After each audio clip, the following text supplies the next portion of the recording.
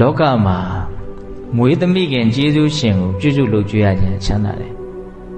မွေးသဖခင်ကျေးဇူးရှင်ကိုပြုစုလုပ်ကြွေးရခြင်းချမ်းသာတယ်အလွန်မှကိုယ့်ပေါ်မှာဇူးနဲ့မှမတူတဲ့မေတ္တာနဲ့ချစ်ခဲ့ကြတဲ့မိဘတွေဇူးမှမပြုတ်နိုင်တဲ့ကျေးဇူးတရားမျိုးနဲ့ကိုယ့်ပေါ်မှာကျေးဇူးပြုခဲ့ကြတဲ့လူတွေကိုယ့်ရဲ့အသက်ဟာသူတို့ပေးထားတာ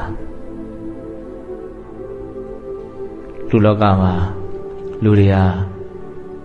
ကိုယ့်ရဲ့အသက်အန္တရာယ်နဲ့တစ်ချိန်တစ်ခါလောက်မြတ်လွတ်အောင်လုပ်ပေးမဲ့လူအသက်သခင်ကျေးဇူးရှင်ဆိုတော့ကျေးဇူးဆက်လို့ပြီးနိုင်မှာမဟုတ်ဘူးနော်တယောက်ကကိုယ့်ရဲ့အသက်ဘေးကနေကယ်လိုက်တယ်ဆိုကြပါစို့တစ်ချိန်လောက်နော်မိဘတွေကကိုယ့်အကျဉ်းချင်းသေတွင်သေဝဆွဲထုတ်ခဲ့